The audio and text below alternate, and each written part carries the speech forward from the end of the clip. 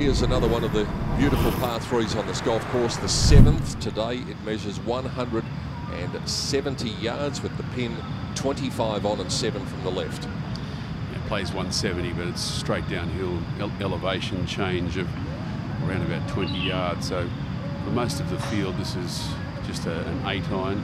This pin today a little more towards the back, but it's a very accessible one, and for that reason, I'm playing at 2.7. Of the field, he's approaching 18, they're approaching the 11th, and it is the first of the par threes on the back nine. It measures 189 yards. It was underwater not that long ago. It's a very pretty and spectacular and challenging hole, Grant Dodd. Yeah, it's the best par three on this course, that's for sure. Spectacular across this water. Of course, the water really doesn't come into play for the field this week. But that bunker on the left catches a lot of balls, very much an undulating green. 8th hardest hole on course so far today, averaging just over its par of 3.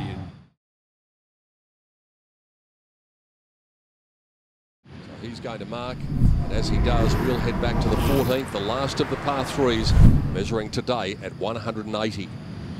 So this green framed by bunkers which are largely aesthetic and don't come into play in a professional championship. The green's a little raised, and you can see that there's these quite pronounced changes in undulation through the green from front to back. Location today, 24 on and 3 from the left, which makes it a very small target area. Anything that's not in that little pocket up the back left hand side is not a makeable birdie putt.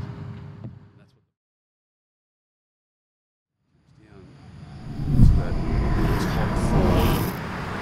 I was at 18 under to find something, and well, it's one of the longest par 4s on the course, 16th. Plays 480 yards, but doesn't tend to play that far.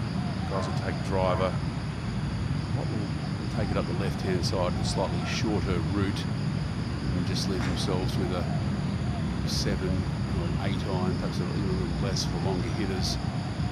And into this green, it's slightly raised once again. It's got a number of undulations,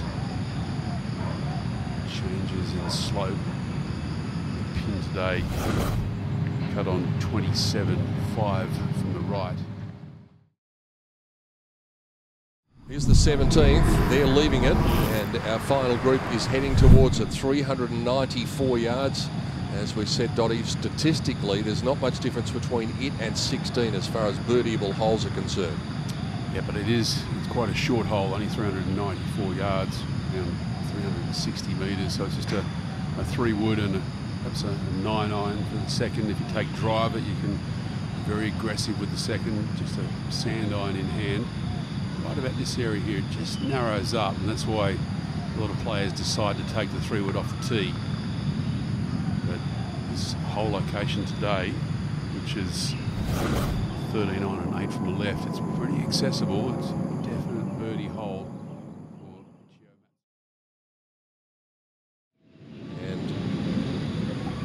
His Japanese companion Matsumura, Michio Matsumura, has also made birdie on 2 of the 3 days. Here's the last, Dottie. 536 yards is the number on the card, but it plays much easier than that.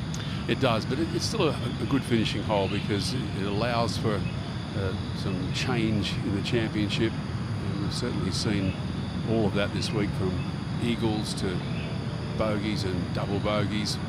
And almost an albatross. That's true. The players drive down into this area here, and at certain times during the week that's been a 5-iron. It's a little longer today. The air's a little heavier. The ball's not running as far when it lands either.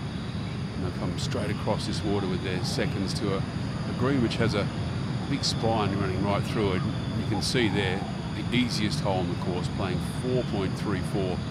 Players have absolutely torn this apart.